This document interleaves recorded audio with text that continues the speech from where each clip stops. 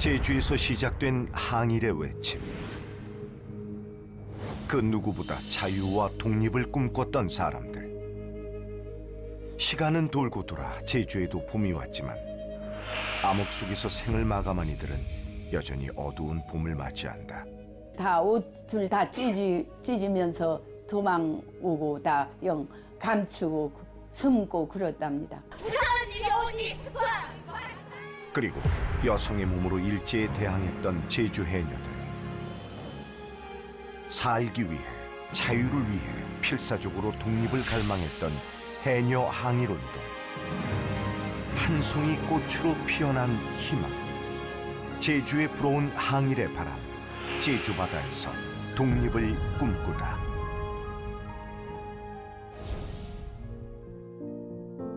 (100년) 전 제주에 있었던 3.1 만세운동. 그 중심에 한 가족이 있었다. 바로 조천 김씨 가족. 당시 조천 지역뿐 아니라 제주도 유림사이에서 명망이 높았던 김시우 선생의 집안.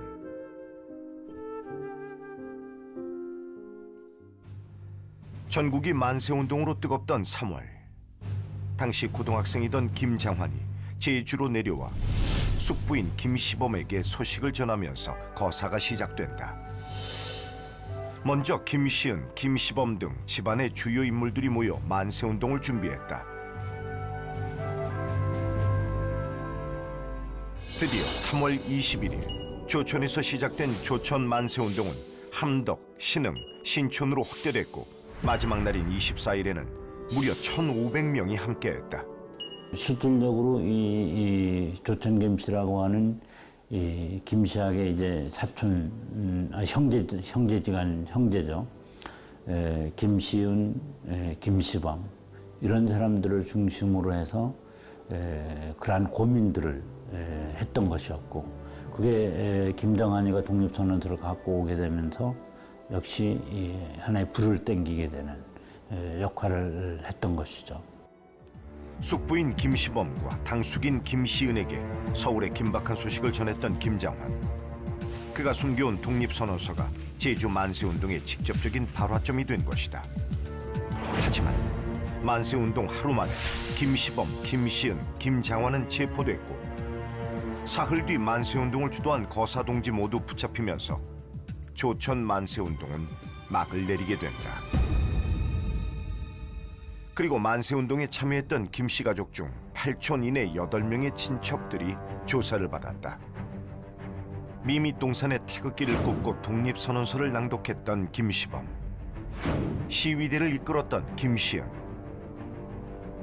이들은 보안법 위반으로 많게는 징역 1년에서 적게는 6개월의 선고를 받고 복역하게 된다.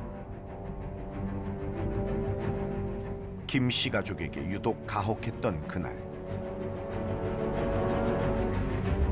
하지만 누구보다 독립을 원하고 꿈꿨던 그들은 이후에도 판결에 굴복하지 않았고 계속해서 항일운동에 앞장섰다.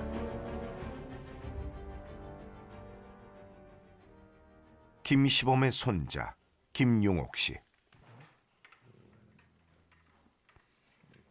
할아버지에 대한 육품이 그 4.3 사건이라든가 이런 사건을 지내면서 연자적에 묻어가지고 전부 소각시키고 아무도 없습니다.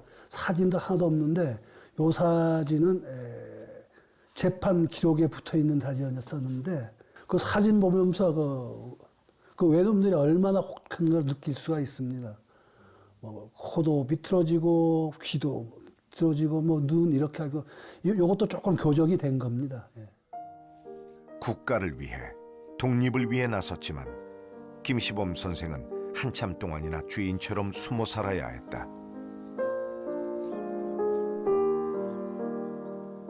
또한 이후에도 제주 4.3 운동에 참여하면서 고단한 인생을 살아왔다고 한다.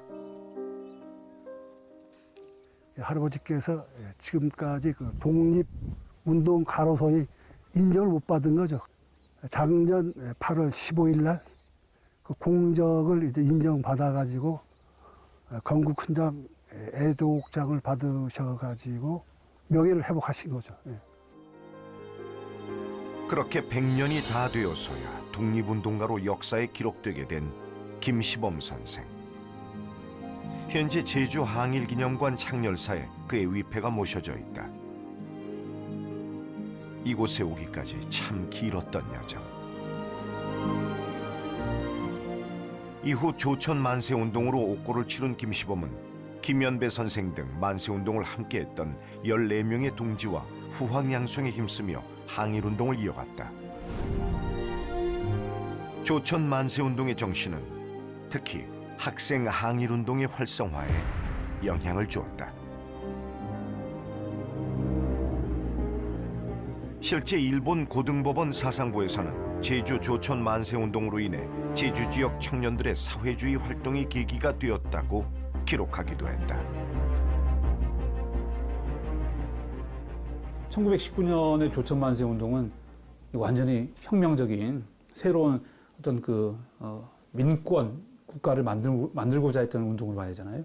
상당히 저변의 일반 대중들 바탕으로 하는 철저하게 민족 해방에 주안점을 두었던 운동으로 봐요. 조천 만세운동의 시작. 이곳엔 김시우 선생의 학덕을 기린 추모탑이자 조천 만세운동을 기념하는 비가 세워져 있다.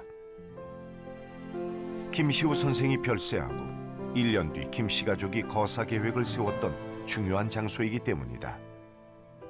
이 집에서 이제 정환이 삼촌이 모든 서울 상황을 다 설명하고 여기서 모의가 됐으니까 3.1 운동 이후에 동아일보 기자로 활동하시면서 해방 이후에 소식이 끊겼습니다. 그래서 이제 명예도 찾지 못하고 세인들 머릿속에 잊혀져 가는 게 조카로서 굉장히 좀 안타깝습니다. 어린 학생의 손에 쥐어져 있던 독립선언서. 그렇게 제주의 만세운동이 시작됐지만 그의 흔적은 어디에서도 찾을 수 없다. 그리고 가장 낮은 물밑에서 시작된 제주의 또 다른 항일운동이 있다. 그 중심엔 제주의 삶을 대표하는 해녀들이 있었다. 옛부터 제주 바다에는 늘 해녀의 숨빗소리가 울려 퍼졌다고 한다. 고단한 잠수에 내뱉는 해녀들의 숨빗소리. 그들의 항쟁도 그러했다.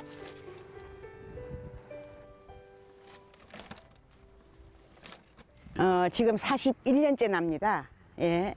이 바다에 하면서 우리 자식들을 다 키웠기 때문에 저는 이 바다를 나의 재산 목록 1호라고 칭호하고 싶습니다. 생존권은 물론 자유와 인권을 되찾기 위해 싸웠던 해녀들. 현재 제주에서는 매년 추모식을 열며 해녀들의 정신을 기리고 있다. 대한독립 만세하고 대한민국 만세, 제주 해녀 만세, 그래서 만세 3창을 제가 하고 있습니다. 할 때마다 저는 그 목이 메어져요. 저 자신도 모르게.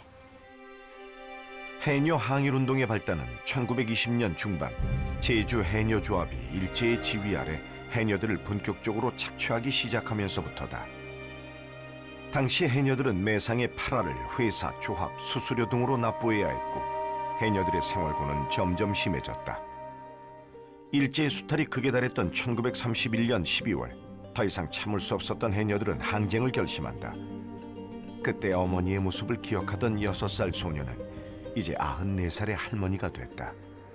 우리 어머니, 친정 어머니가 그때 해녀니까 그렇게 이제 물건값을 좀 잘 안 줬던 모양이라 해. 일본 사람들이 비창이라고 해서 전복 따는 거 또 나 그렇게 막 들러서 제주실 막 갔던 모양입디다게. 삶의 도구가 투쟁의 도구가 될 줄 그들은 알았을까? 당시 대표자로 선출된 김옥련, 부덕량, 부춘화 해녀. 그중 고 김옥련 해녀는 당시를 떠올리며 일본에 억압당하고 착취당하는 것을 참을 수 없었다고 회고하고 있다. 참다 못한 해녀들은 1932년 1월 7일 첫 시위를 시작했고 12일 세화장터 시위에서는 경관들이 칼을 목에 들이대며 위협했지만 그녀들은 목숨을 걸고 요구 조건을 낭독한다. 이곳이 당시 그 항일 운동을 했던 세화 5일장입니다. 건물이 아직도 생생하게 남아 있죠. 당시에 우리 항일 운동을 주도했던 5분과 1000여 명이 일본 제주지사인 다쿠치와 여기서 단판을 짓습니다. 요구 조건을 얘기했지만 당신은 뭐 수락을 했어요. 근데 수락을 했는데 다쿠치와 이제 결판을 져서 결판이 안 되니까 이제 투쟁을 하게 되죠. 닷새 안에 조건을 들어주겠다던 약속은 지켜지지 않았고 해녀들은 계속해서 항거했다. 신문들은 연일 해녀 항쟁에 대한 기사들을 쏟아냈다. 1932년 1월 26일 시위에서는 무려 1,500명의 해녀가 참석했다.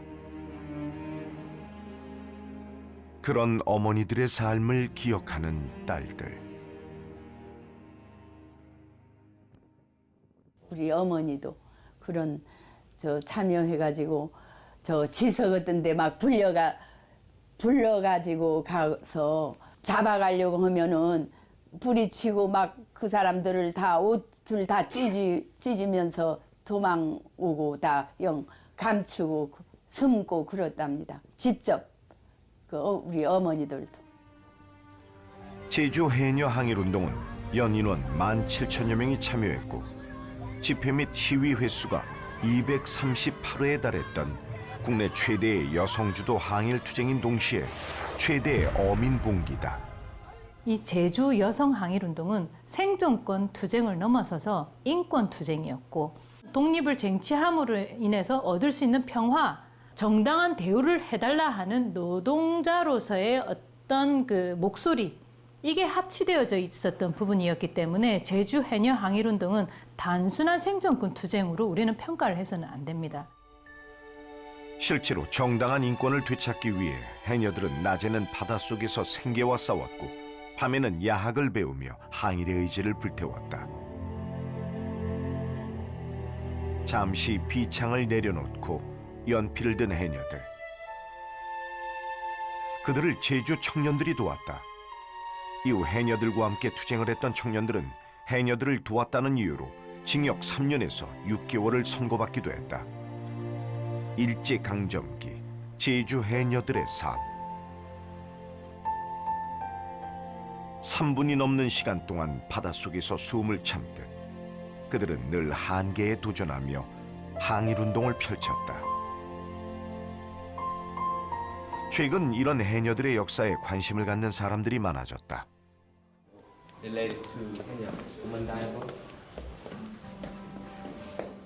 제주를 찾는 수많은 관광객들,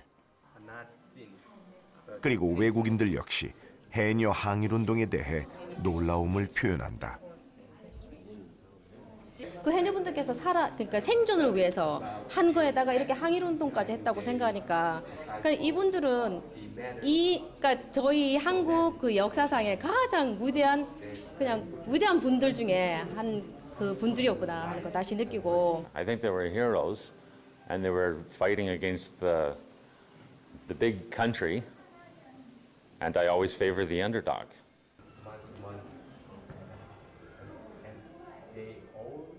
당시 체포된 해녀 항일운동가들의 색인부.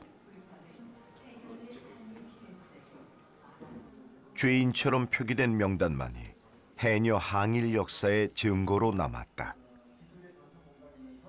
해녀가 중심인 사회에서 그 항거할 때 이 칼을 뽑아가지고 이제 대항을 하려고 했더니 너희가 칼로 우리를 제압하려고 한다면 우리는 생명으로 대응하겠다 이런 말을 해요. 그러니까 그들이 적극적인 항거를 하는 겁니다.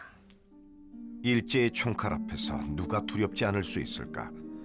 제주 해녀 항일운동은 누군가의 어머니였고 딸이었고 그래서 자신의 가족을 지켜야만 했던 당시 해녀들의 강인함으로 이겨낸 투쟁이었다. 여기 17세의 꽃다운 나이에 해녀 투쟁에 앞장섰던 한 소녀가 잠들어 있다. 바로 부덕량 해녀. 도저히 해녀들이 당하는 것을 두고 볼 수만은 없어 대표로 나섰던 소녀는 주동자로 낙인 찍혀 옥고를 치르게 된다.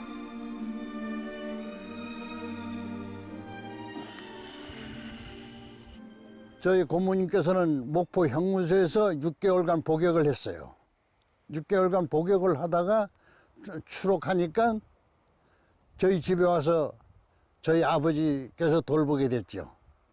그래서 몸이 안 좋아가지고 폐병으로 순국했어요. 저희 고모님께서는 17세 나이에 어리니까 결혼도 못 해보고 후손이 하나도 없지요. 3개월 동안 17,000명이 넘는 해녀들이 항일운동에 동참했고 검거된 인원만 해도 100여 명이 넘었지만 그 공로를 인정받은 건 단 10여 명뿐이다. 이는 제주도에 가히 없는 해녀들 비창한 살념살이 등에다 지고 하루 종일 일했으나 번 것은 기막혀 살자 하니 고생이라 잠도 아닌데. 1절 노래가 참 슬퍼요. 슬퍼. 다 울어요, 울어. 나 이제 요새의 젊은 분들도 이 노래의 가사를 들으면 너무나 슬퍼가지고. 여전히 수면 아래 감춰진 역사의 기록. 우리가 다시 한번 과거를 돌아봐야 하는 이유일 것이다.